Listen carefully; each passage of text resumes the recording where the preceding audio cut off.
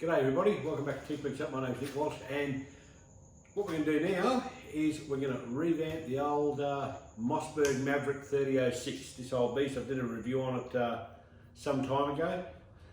Pardon me, since I've done that review I've added some weight into the stock, into the fore end. I've filled that fore end, the barrel channel up with fiberglass resin, and I've filled the stock with gap. It puts a bit of weight in it, just stops everything sounding so hollow.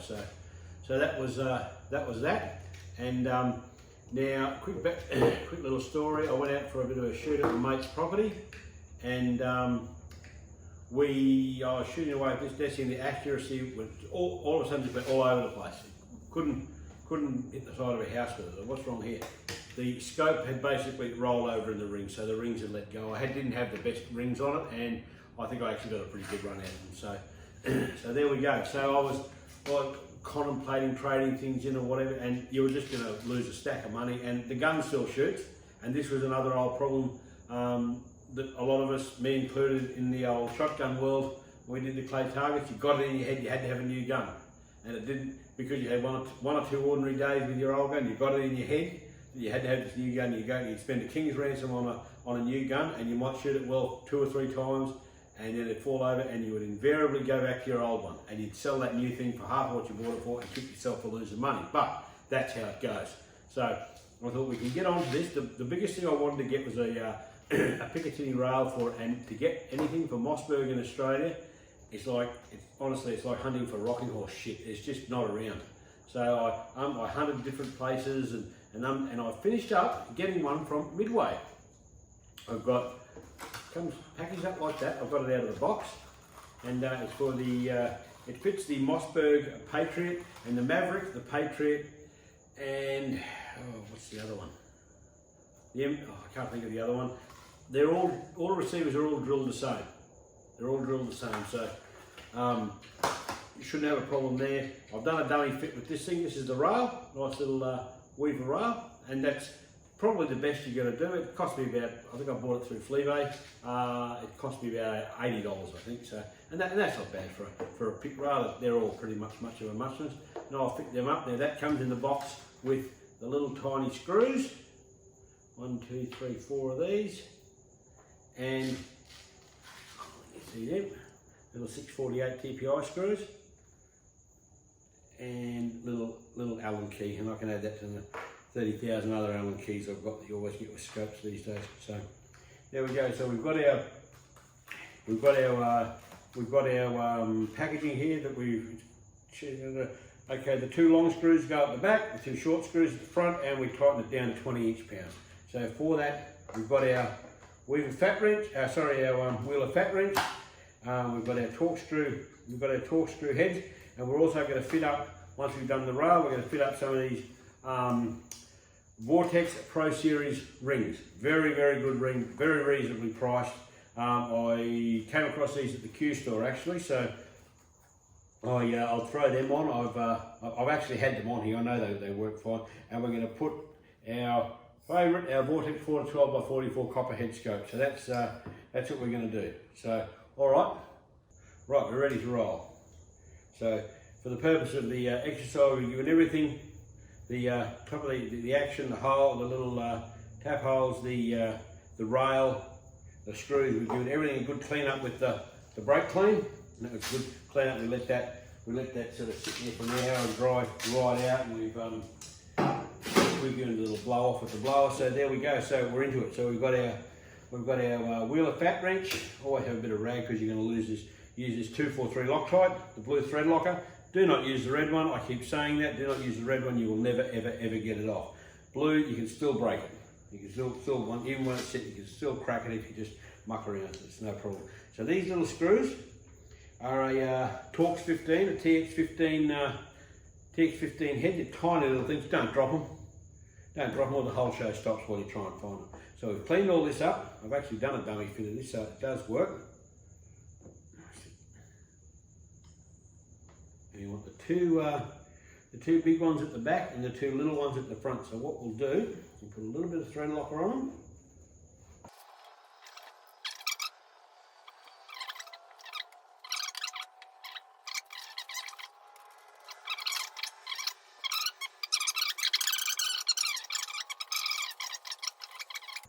Okay, now that's good.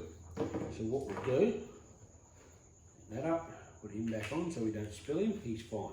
So we'll use that same head, the TX15 drive, Torx 15. And I don't use the drives, I don't use the little ones you get with the scope, because they're like soft ones, they're like Kmart ones. And you tend to break them. I use all these impact ones, the same as I use, like, you know, I think I bought that for about $10 actually. Just see when they're cheap, but they're good impact ones. So I'm going to start this one off at about 12. I always go up in stages. Right, so we'll go up to a bit over 15. And we'll go up to our 20. All right, there he is. Rail is mounted. So what we do now, we make sure we get on there that blue shit off. Shouldn't have dropped too much on there. I'm not putting anything underneath there. Sometimes you can put a little bit on there to seal it all up, but that tends to mark the top of your rifle a bit. So there we go, that's all done. So we're going to come back tomorrow night, we'll put the rings on this thing. See you then. Right, back again. We've got the rail sorted, it's nice and secure on there, everything's good. We're going to put the rings on now. Pardon me. So I've done a dummy fit up of these, make sure everything secures properly and all that. I think you're crazy if you don't before you start securing everything permanently with thread locker and the like. Everything seems to fit right, so we're good. I'm going to put a set of these Vortex Pro Series scope rings. They're obviously the 1-inch tube for the scope, and they're a medium height.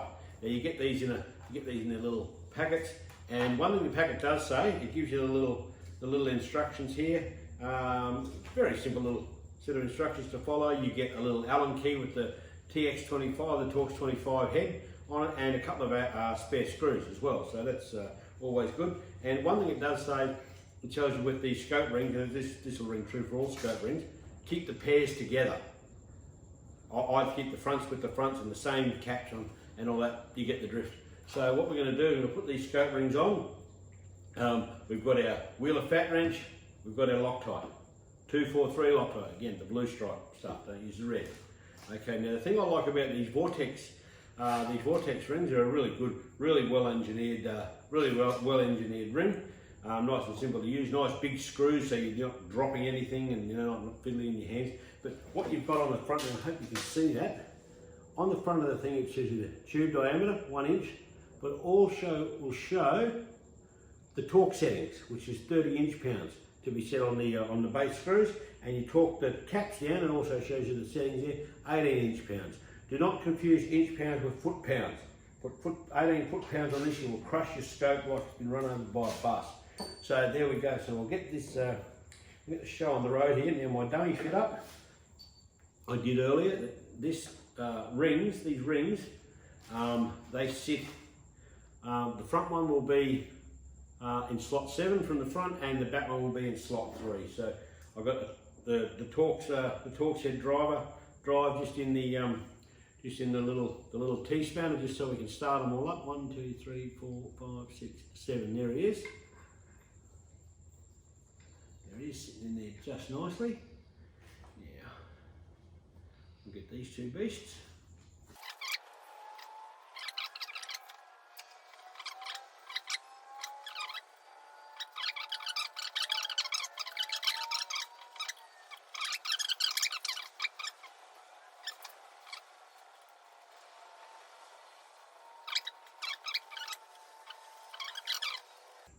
Go, they're engaged, so we'll get rid of the T-spanner, we don't need him anymore.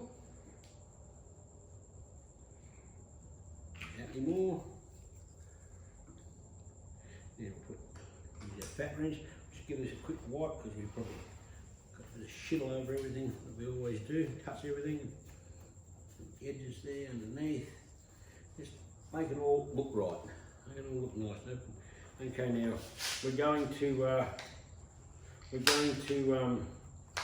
get up to 30 inch-pounds, so what we're going to do, we're going to do it about 15 first.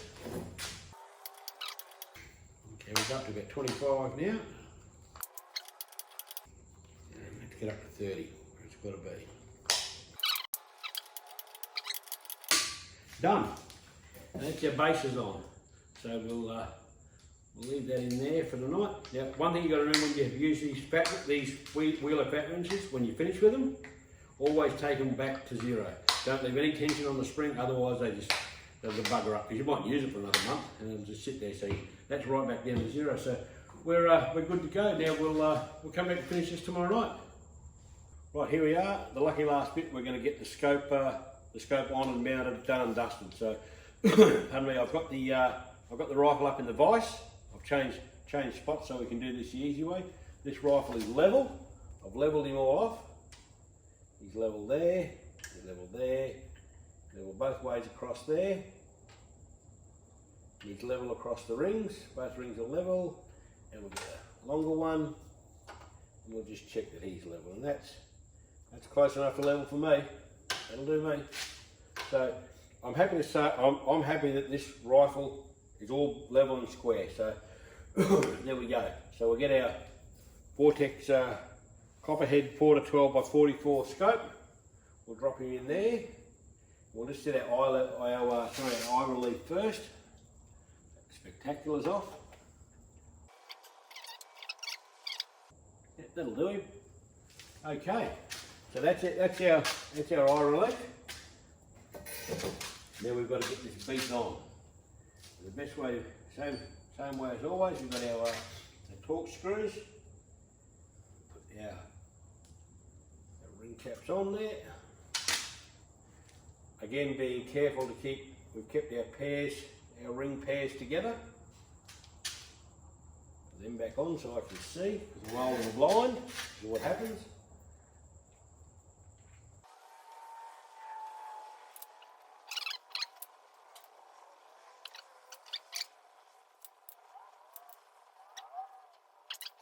It's a Loctite finish with. Again, I stress the 243 Loctite, the blue stripe one, don't use the red stripe. You will not get it off. So what we do now is we just start engaging these screws. No real torque on them, just to basically get them started. Again, you don't have to do a crisscross pattern now, because we're gonna sort of straighten our reticle up a bit. Righty ho ho. Scope still spins, so we can adjust the reticle. Again, the glass is off. That's probably about as straight as I can get it. So we now start to push to torque the screws down. Now, as I said, 18 inch-pounds on the caps. That's all Vortex recommends. So there we go. So we'll go to 10 first.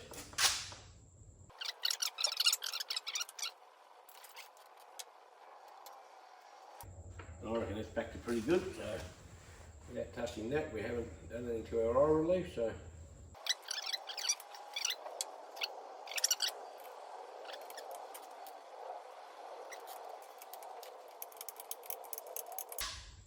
well, we'll take her up to 15. Do the same thing. Repeat the process. One more about 18. These ones don't have a digital readout, so you've got to guesstimate.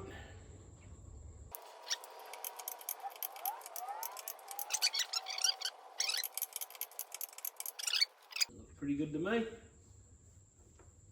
I think we're right to go for a shoot. And that will be when I can get out to the range. When I can get out to the range probably in about a week or so's time, once work and all other commitments let me do that. So we'll see you then.